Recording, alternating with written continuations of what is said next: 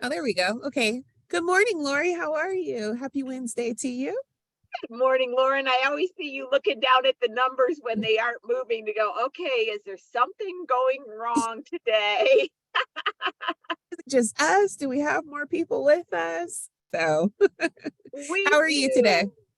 Doing just fabulous. It's a wonderful Wednesday and life is good. We got a great show. We not only have our favorite, which you guys can see, Deborah Deras, but we got two of them.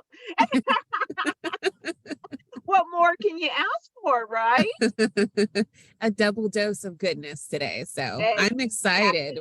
Exactly. Well, you go ahead and get us started because we got a little bit of an early end today because we're sharing the platform with another one of our partners. And to those of you who noticed that we kind of cut it off the last week and the week before, sorry about that. Sometimes we just don't know that we're actually sharing. Yes, that is very, very true. So, again, apologies for the abrupt interruption yesterday, but we are super excited to have you guys here today. Lori, our numbers continue to climb, so I'm going to go ahead and get started with the quick intro. I know we have a ton of frequent flyers, so you guys could probably do this intro for me. That said, let me go ahead and dive in. Lori, can you see my screen okay? I sure can. Okay, awesome. So good morning, everyone. My name is Lauren Simpson. I am with the SBDC, or the Small Business Development Center. We're a national program with over 1,000 locations across the country, and we offer no-cost services to local small businesses. Now we're able to offer our services at no cost to you because your tax dollars have already taken care of our fees. So for the Los Angeles network, you can see our physical locations on the map in front of you. You'll notice that we serve the Los Angeles, Santa Barbara, and Ventura counties. And you'll see that our locations are in Camarillo, Santa Clarita, over to Pasadena, as well as all the way out to Laverne, throughout Los Angeles, the South Bay, down into Long Beach. Now that I've shared our locations, let me go into a little bit about what it is that we do or provide. So we offer no-cost business advising, and so you're able to meet one-on-one with one of our business experts via Zoom or phone call for now. And you might get lucky enough to sit with either a goddess or a guru. And you're lucky because we have both on today's show. So just stay tuned a little bit. And then we also offer virtual trainings, much like the training that you've joined today or the show that you've joined today. They tend to be extremely comprehensive, and they allow your business to either start, adapt, or grow. So go ahead and get in contact with us. We are excited to get started with you. You can reach us by phone, 866-588-7232, or go online, smallbizla.org/new client. Now, if you've reached us and you're outside of the Los Angeles, Santa Barbara, or Ventura counties, go ahead and go to americassbdc.org/find your SBDC. So Lori, I'm going to quickly stop my screen share. And then quick notes for housekeeping. Go ahead and put all questions into the Q&A, excuse me, everyone. And then we are going to have the chat, which is now open, for you to retrieve any kind of links that Lori would like to share with you, or for conversations you'd like to have amongst yourselves related to the show. With that, Lori, I'm going to kick it over to you. Good morning again. Awesome. Good morning, Lauren. Okay, I got a couple quick things for you guys. One is my tip of the day. I wanted to go over tax estimates. This seems to be one of the most confusing thing as to, do I have to pay a tax estimate? I even had somebody say the other day, well, the IRS doesn't really care whether you pay a tax estimate, you get to choose. Okay, that's so not true. So let me just give you a short explanation of how this works. So I want you to think of it this way. When you were an employee, your taxes were already taken out of your paycheck. You probably remember that very first paycheck you ever got. You looked at it and went, where did the money go? And then you learned about FICA and you're like, what? Okay. So the IRS took the money out before you got paid. The IRS is known as a pay-as-you-go system. I didn't make that up. That's what they call themselves, pay-as-you-go. But when you're a company owner, they can't take the money out of your paycheck. They can't go, hey, customer, before you pay Lori, give us the money. So what they do is they do it through a penalty. I want you to think about it kind of like a speeding ticket. The police officer cannot control your pedal, your foot on the pedal, so they get you to do it, influence you by a penalty, a speeding ticket. So it's the same thing. So what happens is there's an underpayment penalty. And here's the way it works. So all businesses and individuals, this is everybody, okay? What happens is you need to pay in either 90% of what you would owe in the current year or 100% of the previous year. Now, why the previous year? Well, how many people by the end of the year, like say the end of this year, will know how much they owe? You don't see a tax preparer till the following year to do your taxes by the March or April deadline, right? So what they do is they say, well, at least pay in 100% of what you owed the previous year, and you would avoid an underpayment penalty. So many tax preparers, when you meet with them in March or April, depending on your business structure, when you're due, they're going to create these four, we call them coupons, but they're slips of paper that you mail in every quarter a payment. This represents 100% of the previous year. So you may get a refund, you may have overpaid, it may be not enough, but it's to avoid the underpayment penalty. So that's how it works. Need any more explanation? Lauren will put her email address in the chat. She can get in touch with her, get in touch with me. I'll go into detail, but there was so much confusion about this. I wanted to at least mention it. So a couple of things, I got my upcoming classes. I've decided to continue with the financial literacy series. I was going to take a summer break, but it's so popular. I'm going to keep it going. So I'm going to start that series again. And then I brought back the what is the best legal structure for your company? What are the tax advantages? This webinar is being offered through the Pasadena City College. Thank you so much for the Pasadena SBDC through the Pasadena City College. And this one's very popular as well. Tune in when I tell you a sole prop and an LLC are taxed the same. There's no tax difference, okay? And upcoming shows, next week, I brought Clarissa back on, Nerdy Number Lovers LLC. You gotta love that name. We're gonna talk about QuickBooks some more. That was a very popular show. Get into syncing your data, what you need to know, what you need to check. She just brings a wealth of information. And then the next week, we've got Arnell McAtee coming on. Arnell's Originals is the name of her company.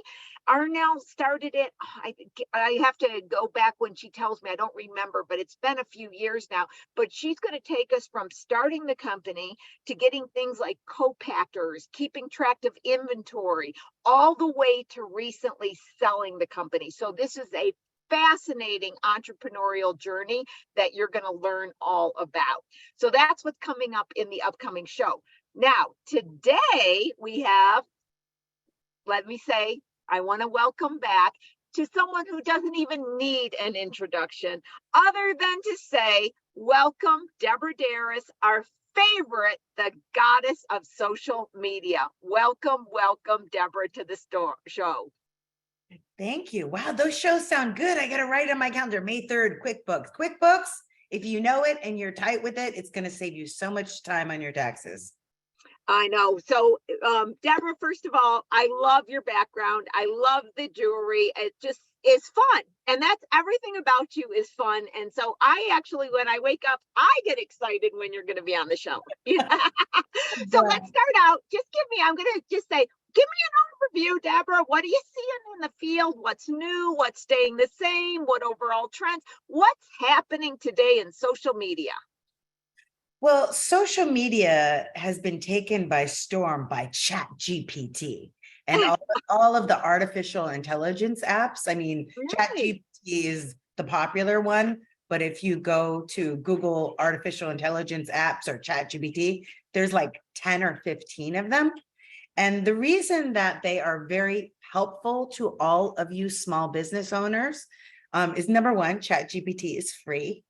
Do not pay. There are sites where they charge you, or they'll give you a free trial and then they'll try to upgrade you. For those people who don't know, what is ChatGPT? What is artificial intelligence? Let me start there.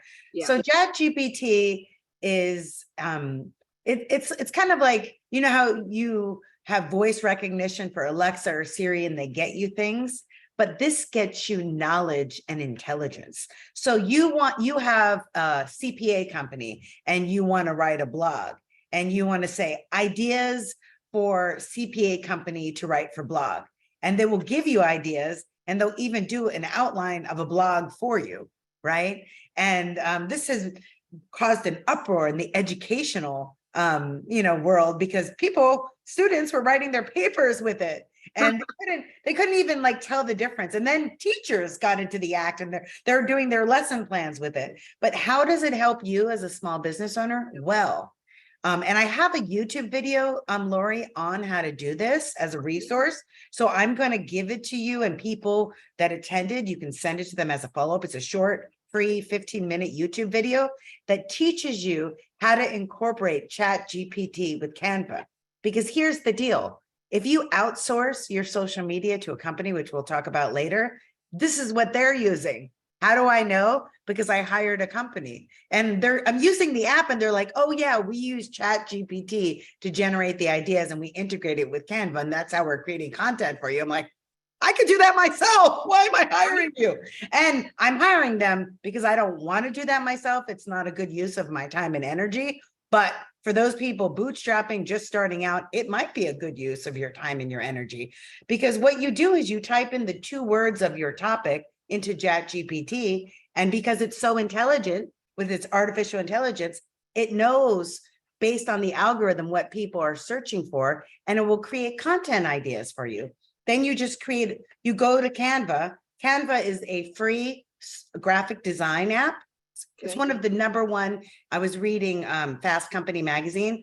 Canva and Zoom are the #1 technology companies, right? Because they provide such a great service for us small business owners, right? So Canva basically puts graphic designers, sorry if you're a graphic designer, out of business, because it basically does everything for you. Instagram Reels, YouTube templates, and you could create. Canva has a system, I think only if you're paying for the paid version, which isn't that much, and it's negotiable. First thing I learned in business school was negotiate everything. I negotiated with Canva, Adobe. I haven't negotiated with Zoom yet, but I will. Just tell them you're going to cancel and they'll offer you a lower rate. Okay, that's the trick of the day. So let's walk back for a second on Canva. So how do I position in my mind of understanding Canva with like WordPress? Is it a replacement or a use with it? So WordPress is a website interface. Canva is a graphic design program. Gotcha. So graphic design meaning, do you want to do a social media post? Do you want to do an Instagram reel? Do you want to do a YouTube thumbnail? Do you want to do a flyer? Do you want to do a business card? Do you want to do a logo? And Canva, if you have the paid version, has bulk. So say you want to post every day on social media, but you don't have time and you don't know what to post. You go to ChatGPT and you say 30 posts, like I do mindset, on the topic of mindset for success. It'll give me quotes on mindset for success. And then with Canva, you could do bulk. So they'll do templates for 30 days and you set it up with your colors. And I'm going to send you a YouTube video walking you step by step how to do this. Perfect. Don't even boggle your mind with doing it, I'll give you the YouTube step by step. Gotcha. Perfect. But that's what's new in social media. And it's so wonderful for small business owners, because a lot of us, may not have the, big budgets to hire companies. One of my clients yesterday said they quoted him $10,000 a month for social media, not even including branding, just email and social. I'm like, for what? What are they doing? Yes. Yeah. No, and that's been my biggest concern, is looking at the people who were investing in social media more than they could even afford and not even getting a return. Going back to Chat GPT. So I'm going to ask maybe a hard question. I don't know, Deborah, but I always try to think what other people have on their mind as well. And I know people have been on the fence. Some of them are very concerned about AI. Some of them are feeling it's a positive. Some of them feel it's going to take over our life. So my question is twofold. To what degree do you know, where does Chat GPT get its data to give it to you? Is it coming from a big file that eventually everybody's getting the same stuff? And do you have any concerns in using it? What are your thoughts on that? Can I expand upon that a little bit? Because I know somebody in the audience is thinking that. Yeah, I don't know where Chat GPT is getting their information from, but everything is on the World Wide Web.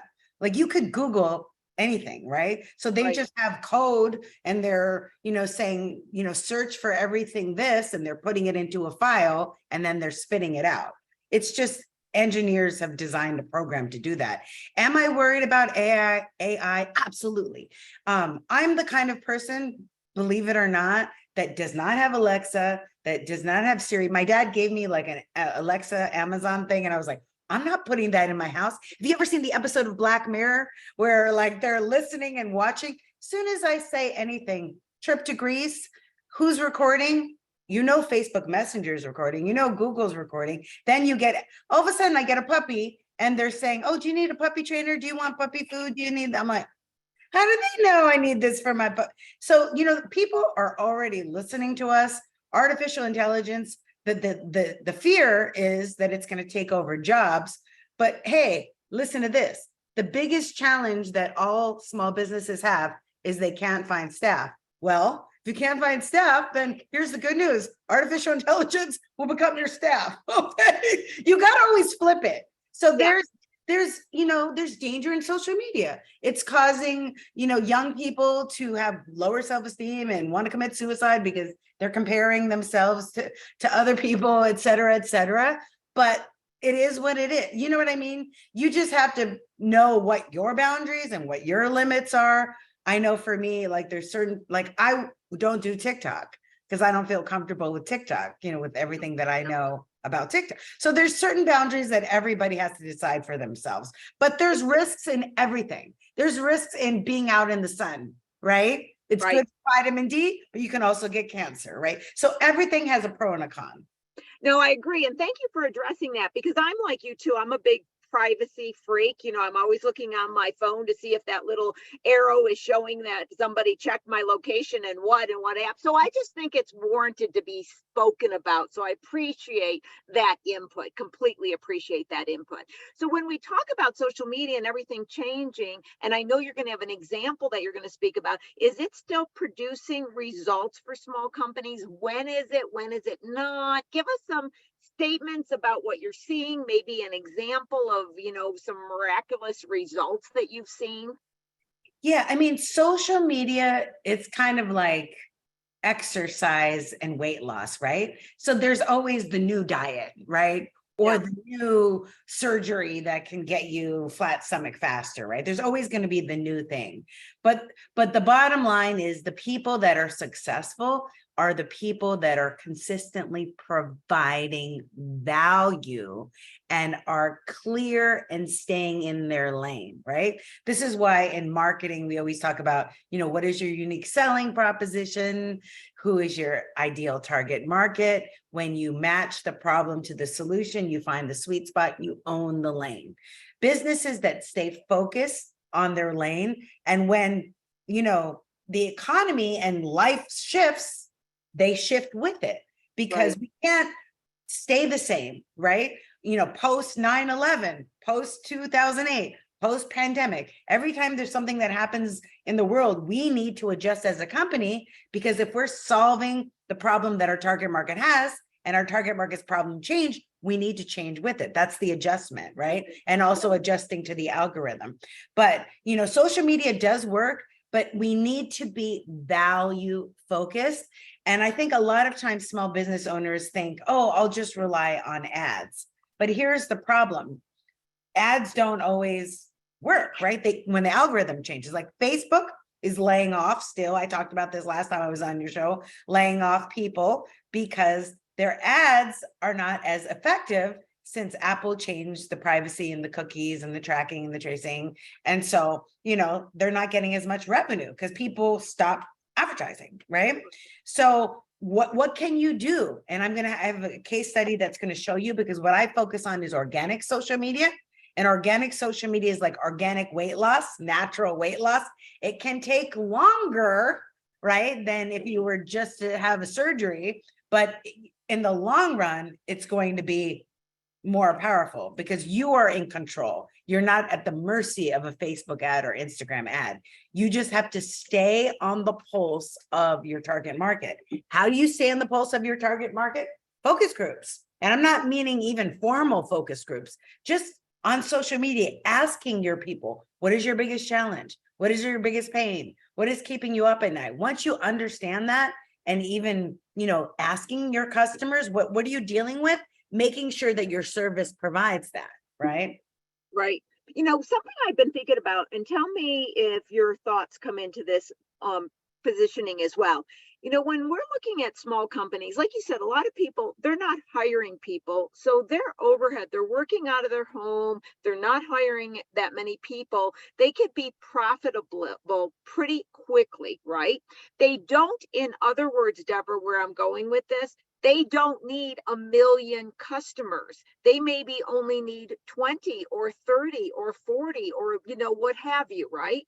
So what I've been doing is getting people to look at it in a financial kind of algorithm, if we can, to say, well, what if you had this many customers buying this amount? What if you had this many customers buying this amount?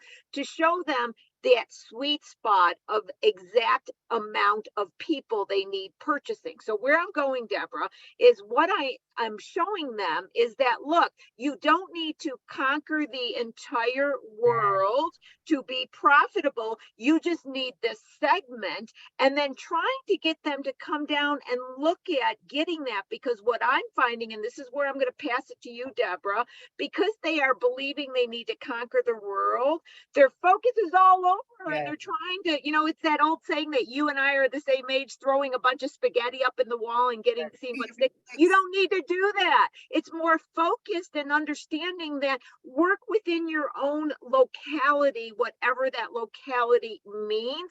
I'm speaking financially. I'm going to throw it to you and see if that resonates with anything you're seeing or thinking in social media. Oh, absolutely. In fact, it's the answer to the question you had. When you asked me, what's changed in social media? Does it work? It works if you focus on your segment.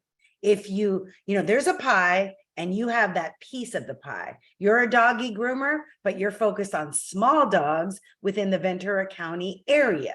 And you're focused on women over 35 that want to keep up with the Joneses or the Kardashians, and they don't want to be embarrassed by a crazy looking dog, right? And so, and that's the thing. So it's shifting from scarcity mindset to there's not enough people in that little lane, because the business owners that try to be everything to everyone, I think I've said this every show, become nothing to no one, because you don't have enough time, energy, or money to market to everyone. Even a big company like Coca-Cola or Procter & Gamble, they're not marketing to everyone. There are segments of the population that they market to, because when you have the segment of the population, your ideal target market, their pains and problems. If you're general, then you're too generic. You're not resonating with people. They're not seeing that this is for me. They're like, well, this is for everyone, but this may not be for me. But if you talk specifically to that person, and that's honestly what made the difference in my business as a motivational speaker. I can't compete with Les Brown or Tony Robbins. I don't have the budget or the experience or even their level of talent or skill. But when I focus on working with professional Latinas at Fortune 500 companies, then I would speak at different association groups with Latina professionals. They would bring me in Procter & Gamble. They would bring me in Coca-Cola. They would bring me in NBC. You see? Yep, exactly. So it's because I niche that niche. Yep. I'm glad you're mentioning this, because what I'm feeling is that we need to move away from this kind of past decade of this Hollywood, and I'm going to grow the company, and then I'm going to sell it, and I'm going to be an IPO. That always I thought was crazy talk anyway. It's the little ego reading too many of those magazines, right? But if you just kind of go and say, what can I do to be able to buy a quart of milk, enjoy what I'm doing, and have a little leftover time, and kind of bring your little business into that circle and your happiness within the circle, that's when I think that you are truly rich. You really are. So I'm glad that you mentioned it from a social media perspective as well. Let's jump into your example, because your example is pretty cool. I don't want to miss and not have time to go through it. So I'm going to let you run with this cool example you want to tell us about. Yeah. So many people will say, well, Deborah, you talk about success stories, but will it happen to me? I want to highlight a wonderful client friend of mine that was very resistant to social media. Okay. In fact, she hated social media. That's like me.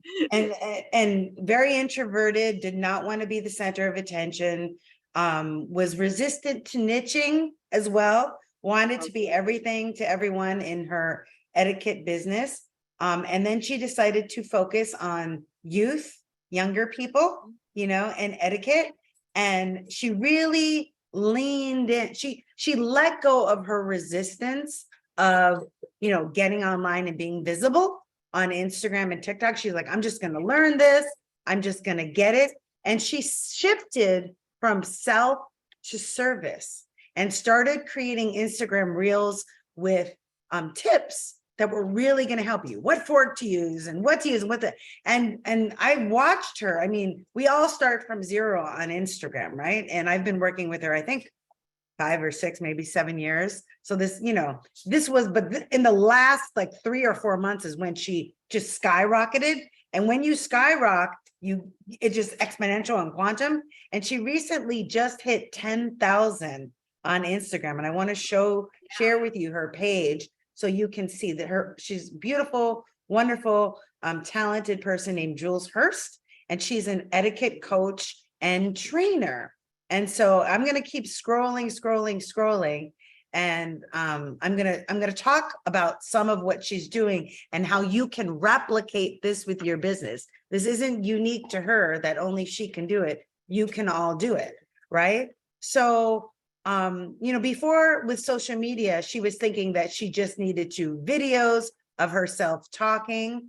And then she realized I just need, and this is where you could use ChatGPT, find out the top 20 issues that people have when it comes to etiquette, how to decline an invitation. How do you gracefully drink from a bottle, right? So ChatGPT can give her all the topics of what to do. And then what she was doing was videos showing you, how to drink, which to drink, what to do, what not to do, and being very, very focused on her client, right? Not focused on herself, but focused on, how she could help them.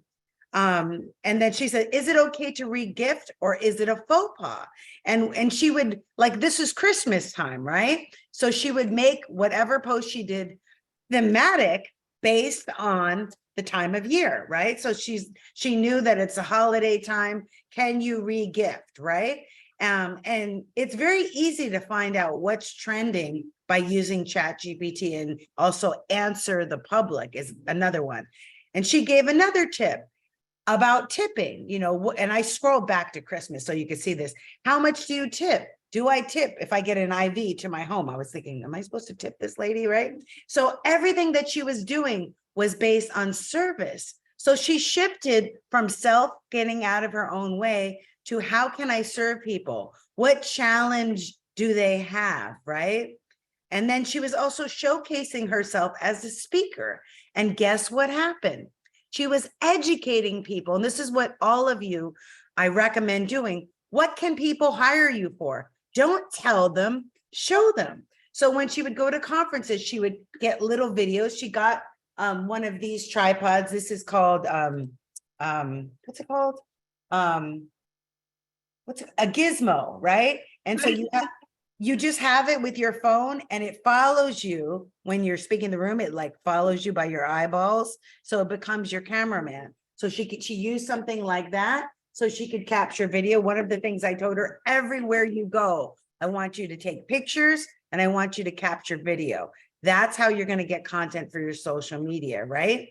Then anything that was trending, she would make sure, like, Valentine's Day, confidence and social skill training. She niched with younger people because a lot of country clubs and colleges have budgets set aside for etiquette trainers. And she felt very confident teaching networking and social skills in these markets. So she would show through the pictures, and these pictures, this is a slideshow.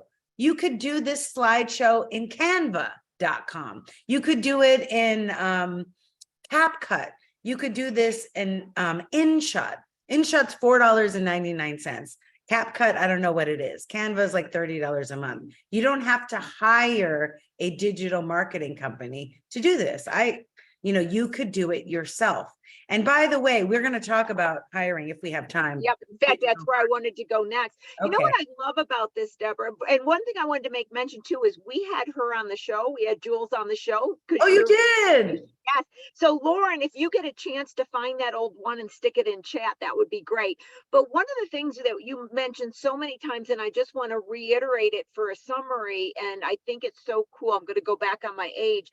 The world we live in today has so many very inexpensive tools for the small business person to do so many things that, Deborah, it never existed in my time frame of being in business, which is decades, right? I feel as though there is no better time to be a small business entrepreneur with the flexibility and the opportunity than today. And you just brought it up in such a wonderful way by expressing all of these tools that are out there and available to us today. But before we go, I do want to get into, because some people do choose to hire someone. I don't want to miss that, because then we're going to go down another pathway.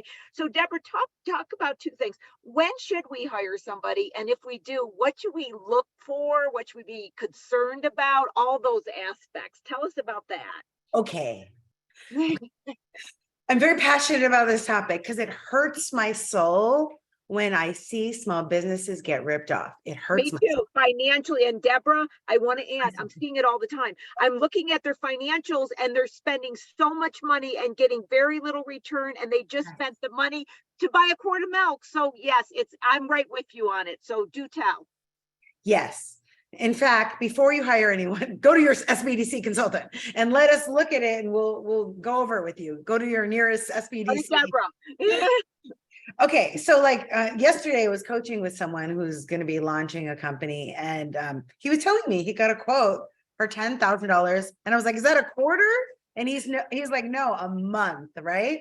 And I'm like, "What the heck are they doing for that amount of money?" Because digital marketing companies, they're used to working with bigger businesses, and bigger businesses may have that kind of budget for that. But us smaller businesses, even $1,000 a month, which is reasonable, can only be worth it if there is a return on investment. And most digital marketing firms are going to lock you in to a 6-month contract. Why? Because it takes 6 months to really, get the campaign started and get the results. But here's what you need to know going into it. You need to know, and this is what I help people with, is who is your target market, so we can determine what platforms you need to be on. Because say if your target market is people under 35, right? Then you know that you want to be on Instagram and TikTok with a splash of YouTube, right? And if you know that, you can create one piece of content and put it on all three. It shouldn't take the digital marketing that much time. And if you know, and this is why in the beginning, it's good to do it yourself, so you know how long things take. If you know that you could go to Canva and type Instagram Reel, there's a template. You can go to GPT and find the content. You know how long that takes, right? And it'll get, it might take you 5 hours a week to do 5 pieces of content. As you get faster, it might take you 5 hours a month. Is it worth hiring someone for 10,000, 5,000, 1,000 for that, right? And you have to also determine what is your time worth, and are you losing money? This is why I recently outsourced. And when I outsource to someone, they're only doing the video editing and they're doing 5 posts, and I'm paying $300 for that. I'm not paying 1,000, I'm not paying 10,000, but to me it's worth it because I don't have patience to do video editing. And for what I would bill for other things, it's not worth my time. It is worth it to outsource. So you need to, be mindful of the opportunity cost. What are you losing by doing your own social media? Are you a perfectionist? Is it taking you hours? I remember I recommended Jules to the show, so I forgot that, because in the beginning, when I was working with it, it was taking forever because of a perfectionistic side. You have to let go of perfectionism when it comes to social media, because actually, and this is what people like about TikTok, the more authentic and real and imperfect you are, the more relatable and the more people want to work with you. So, you want to take into account, who is your target market? Are there sister platforms? If you're the kind of business that you are garden company and you want to work with people that are 65 and have established gardens, but also work with millennials, you may want to outsource that, because you're going to have to do campaigns on Facebook and also campaigns on Instagram. And they're 2 separate markets. And that's like a part-time job. That's at least 10 hours a week to be able to create content for those 2 different markets. But if, like Lori and I recommend, you pick a segment and pick a lane, and it's easier to pick a lane that's in the same age group. If you pick distinct age groups, and I know your cookies can be for everyone. I know your dog walking can be for everyone. But when you pick a lane, you could really get an abundance of revenue. There's enough in that segment to fulfill you and have a profitable business, right? You don't have to spread yourself thin, right, Lori? I love the pick a lane. I always know that I'm going to have a long conversation with somebody when they say, I looked at my market and there's like 1 million possibilities and I only got 1% of the marketplace. I'm like, okay, you're sounding like academia. Let's go into the real business world and relate to that. And only one other thing I want to add, and I do this all the time. When we talk about return on investment, I always talk about net income, because you can't just talk about the sales, because the sales, when you look at the cost for the social media that you're spending, you could end up with less net income. So it comes down to net income. And Right. in the olden days, like I always say, because I tell everybody I was born in a Podunk little country town, Podunk, that was me. All I saw was the small farmers and also the person who, changed tires or sold this. And they grew the company selling one tire at a time, Deborah, or selling one thing at a time.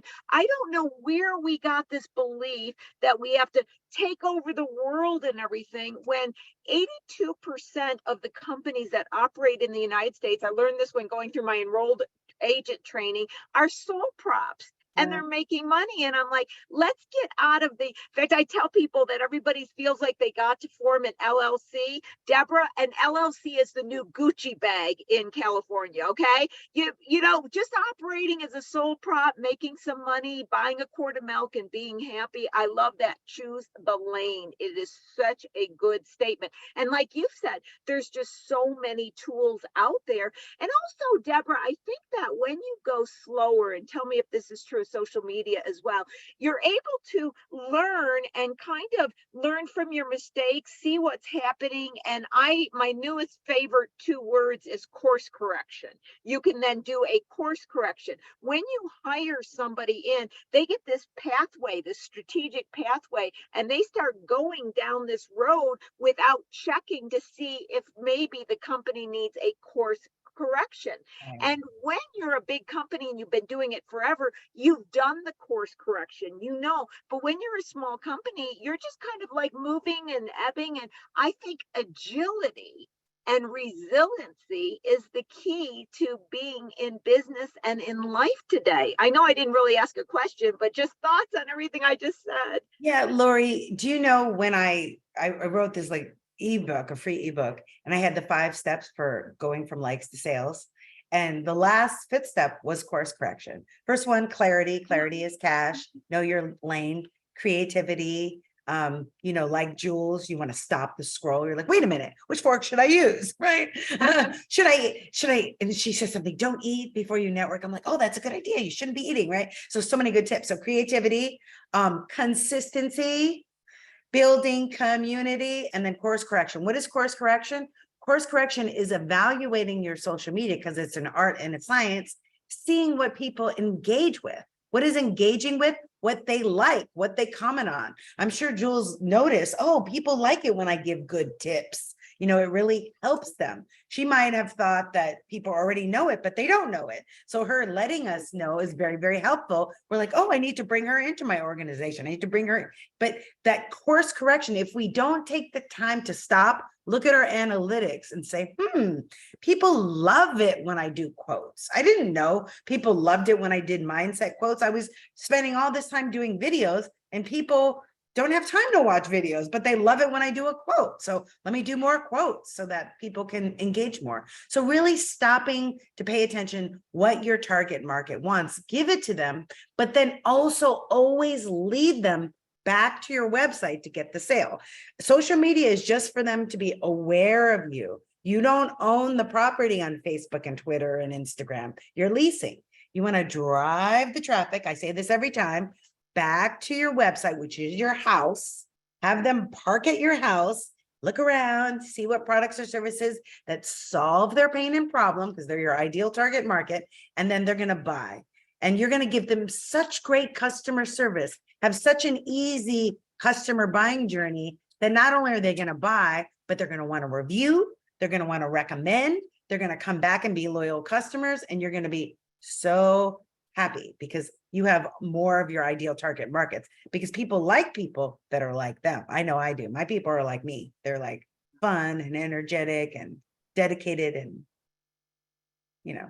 I know. I love that. I love that about, you don't own the land on the social media platforms and driving back to the website. Lauren, if you could throw something like that in chat, because I really think that that is a wonderful way to look at it. Now, we only got 4 minutes left because we got thrown off last time when the last couple times I've been yanked off the stage. So I don't want to have it happen, right? So but they know who we are. I know, no yanking off the stage today. I'm going to just shut down early to not take any chance on it. So I'm going to end on a non-social media. I'm going to tell you something that I've been telling people, and we're just going to use all that bundle of happiness and energy you have, Deborah, and get your intake. So here's mine. Okay, you ready? Yeah. Okay, I got a new theme, guys. My new theme I'm telling everybody is your company doesn't make you money. What do you mean? You make yourself money. And why I'm saying that, Deborah, is I'm wanting people to get a distance between their company and their own self. I remember looking at my hands one time when I was in my 20s and I'd already been in business for a while, and went, these hands made me money. Wow, I did this on my own. And I think that, we could talk about COVID and all, but to me, we are not going back where we were. Now, you can get all sad about it and go, oh my God, life's changing. It's chaos. Institutions are having all these problems. I don't know where the future is. Or you can go, wow, chaos and destruction lends itself to opportunity. Lots of opportunity. And to me, we're getting a little bit of more freedom. We can work out of our house. We can choose our lane. We can work in an office. We can have a company that's completely virtual, but we got to get in a mindset of resiliency and go back to being that optimistic entrepreneurs that we were founded upon. And so to me, what I'm just trying to say to everybody is, you can look out at the world and you can see everything as a destruction, or you can see it as an opportunity. And I'm not even saying to look at your cup and say it's half empty or half full. I'm saying just look at it and say it's just water. So what are we going to do with life? And so with that, what you are just one of the fun-loving people. Talk about what you see in the world, and how can we have a mindset to deal with it? Well, there's something, and there's research. I can't remember the Stanford professor that created this, but she studied growth, I think her name is Carol, growth mindset versus fixed mindset. People with a growth mindset don't see failure as failure. They see it as feedback and as an opportunity to grow. That's what Thomas Edison did when the light bulb failed 10,000 times.